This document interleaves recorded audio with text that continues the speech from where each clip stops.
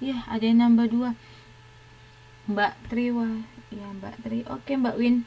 Satu lagi. Mohon informasinya, kalau misalnya sudah hadir bisa langsung bilang, Bu, Mbak saya hadir. Biar langsung saya catat. Oke. Oke, ini kemampuan organisasi. Kemampuan organisasi itu ada beberapa hal. Yang pertama, kemampuan memprediksi, yaitu kemampuan memprediksi masa yang akan datang. Nah, masa yang akan datang itu kan terkadang kita tidak tahu bagaimana ke depannya, tapi kita bisa memprediksinya dengan cara seperti apa? Yaitu dengan cara kita melihat data-data yang sebelumnya. Misalnya, kita mau memprediksi untuk tahun 2014. 2014 itu bagaimana penjualan saya jika saya membuat usaha jual beli. Misalnya saya membuat usaha jual beli tisu misalnya. Nah, bagaimana penjualannya? Apakah meningkat atau menurun? Nah, saya melihat data tahun-tahun sebelumnya. Data apa yang dilihat? Yaitu data penjualan. Data penjualan itu biasanya kita lihat untuk memprediksi itu minimal adalah 10 data. Jika teman-teman sudah melihat 10 data, di situ teman-teman bisa lihat fluktuasi, bagaimana naik turunnya penjualan tersebut, bagaimana naik turunnya harga tersebut. Mbak Linda, nggak ada suaranya? Apa yang salah ini?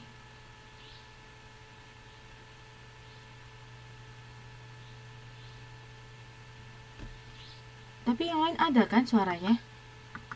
Kalau misalnya nggak ada suara, saya mau gimana Mbak Linda? Settingannya sudah saya buat ada suara. Ada kan? Ada kok semuanya. Ada kan? Ya. Oke.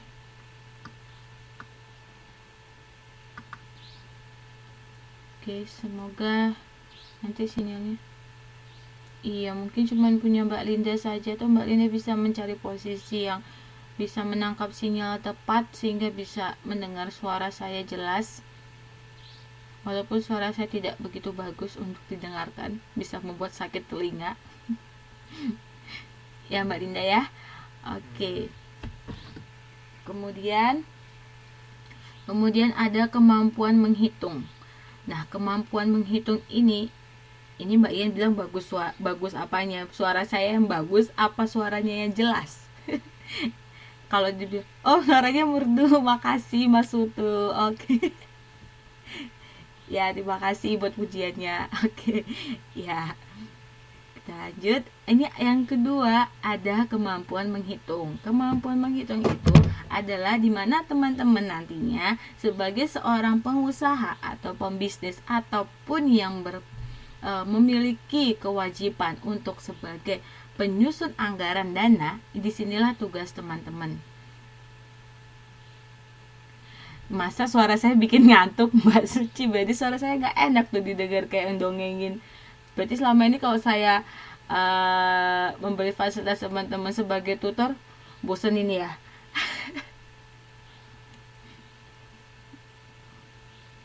Oke, kita lanjut. Oh, saking merdunya. Ya, sampai terbuai ke dalam mimpi. Oh iya, Mas Putu. Oh, bikin semangat.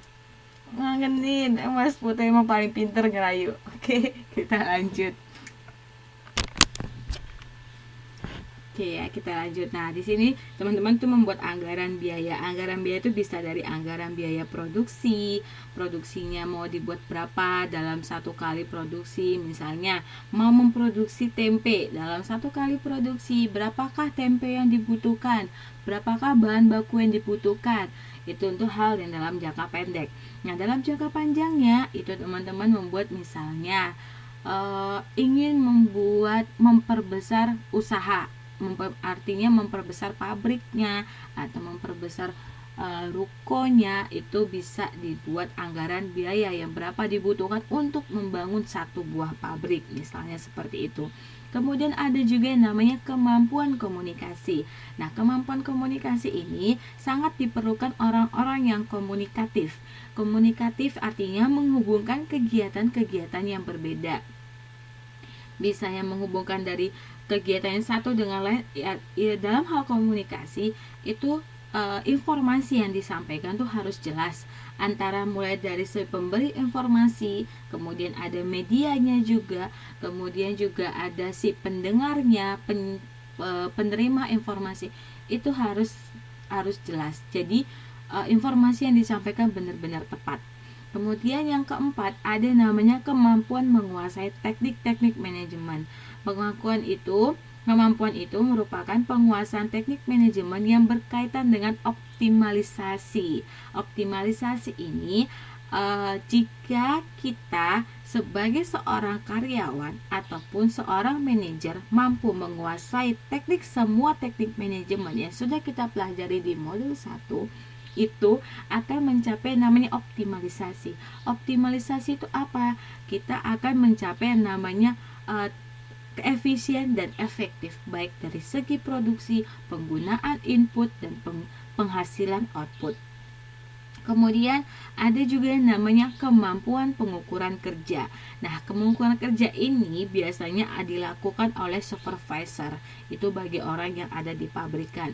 Bisa juga dilakukan oleh pimpinan kita langsung. Nah, itu mereka biasanya melakukan evaluasi pengukuran kinerja untuk menetapkan kebijakan lebih lanjut. Nah, dengan pengukuran kinerja ini akan dilihat bagaimana kinerjanya seorang karyawan, sehingga akan memberikan kebijakan, karyawan ini bisa dinaikkan tingkatannya, seperti itu ya. Nah, ini dia ada tahapan-tahapan dari perencanaan. Tahapan pertama, teman-teman bisa lihat di layar teman-teman masing-masing, itu ada yang namanya menetapkan tujuan. Kemudian tahapan kedua, merumuskan keadaan sekarang. Dan tahapan yang ketiga, mengidentifikasikan kemudahan dan hambatan. Kemudian ada tahap keempat, mengembangkan serangkaian kegiatan. Dan tahap kelima, mempertahankan pengendalian untuk mencapai yang namanya tujuan. Nah, ini akan dijelaskan di sini.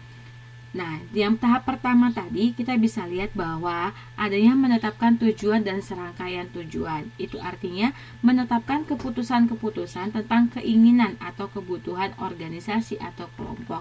Jadi setiap organisasi itu punya kebutuhannya masing-masing.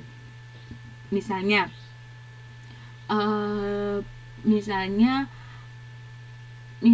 itu organisasi kepemudaan, banyak hal yang serangkaian tujuannya. Biasanya mereka membutuhkan tujuannya adalah membangkitkan semangat pemuda, seperti itu. Jadi itu adalah tujuan organisasi. Jadi ada hal yang diputuskan. Kemudian ada namanya merumuskan keadaan saat ini. Nah, dalam merumuskan keadaan saat ini, itu memerlukan informasi keuangan, data statistik yang diperoleh oleh komunikasi dalam organisasi. Nah, itu tadi yang saya sudah jelaskan tadi, bahwa dalam perencanaan kita harus mampu untuk memprediksi ke depannya. Ini dia. Kita menggunakan data statistik yang saya udah ucapkan tadi sebelumnya. Kemudian juga ada mengidentifikasikan segala kemudahan dan hambatan. Nah, untuk mengidentifikasikan segala hambatan itu diperlukan faktor-faktor lingkungan internal dan eksternal. Nah, faktor lingkungan internal dan eksternal itu sudah teman-teman pelajarin di modul 2 dan yang menjadi tugas teman-teman. Jadi saya harap teman-teman masih ingat lingkungan internal itu apa saja, lingkungan eksternal itu apa saja. Nah, itu sangat berkaitan, di mana itu akan membantu dalam pencapaian tujuan organisasi. Kemudian ada juga yang nomor 4, itu adalah mengembangkan rencana atau serangkaian kegiatan untuk pencapaian tujuan. Nah, pengembangan rencana ini meliputi pengembangan berbagai alternatif kegiatan untuk pencapaian tujuan, penilaian alternatif-alternatif, dan pemilihan alternatif terbaik di antara alternatif yang ada. Suara saya rusak? Tadi katanya merdu, sekarang suaranya rusak. Tuh, bagaimana ini? Masih rusak, Mbak Isna? Soalnya kadang-kadang putus-putus. Wah, berarti kalau sekarang ini sinyalnya saya nih, semuanya ngerasain hal yang sama. Gak jadi merdu lagi dong suaranya. Oke. Bentar. Masih juga, masih ya, iya sepertinya sinyalnya saya yang berkurang. Soalnya warnanya menjadi orange. Sinyalnya malam mingguan. Iya bener Mbak Win.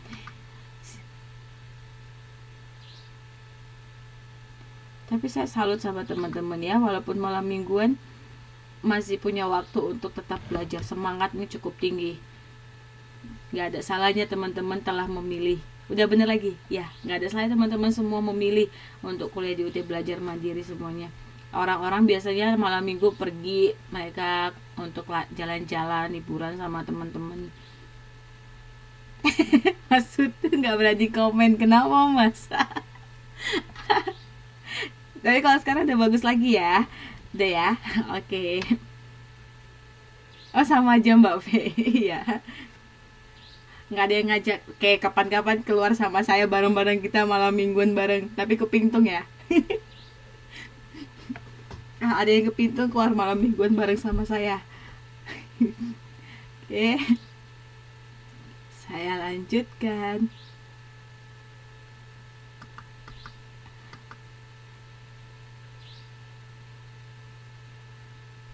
Apa ini standar minimum pencapaian?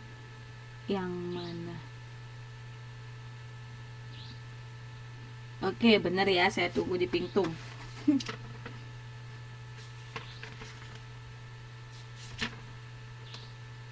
Yang mana standar minimum pencapaian Mas Bagus?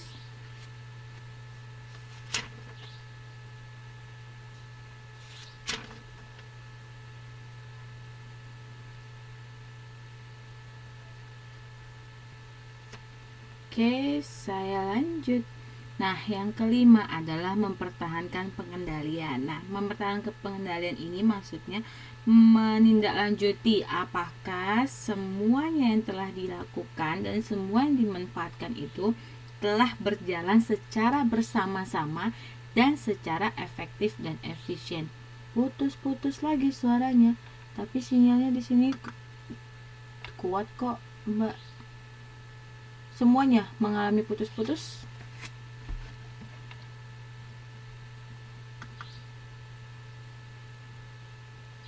Lancar ya. Wah, berarti cuma Mbak Eci ini. Oke, lancar aja ya. Oke, kita lanjut. Nah, di sini ada yang namanya hakikat perencanaan. Hakikat perencanaan itu mempunyai unsur-unsur pokok perencanaan. Nah, unsur pokok perencanaan itu ada beberapa, yaitu 1. Tujuan akhir yang dikehendaki. Kemudian ada sasaran-sasaran prioritas untuk mewujudkannya. Kemudian ada masalah-masalah yang dihadapi. Ada modal atau sumber daya yang akan digunakan sebagai pengalokasiannya. Kemudian ada kebijaksanaan untuk melaksanakannya, orang, organisasi, dan badan pelaksananya, serta mekanisme pemantauan, evaluasi, dan pengawasan pelaksanaannya.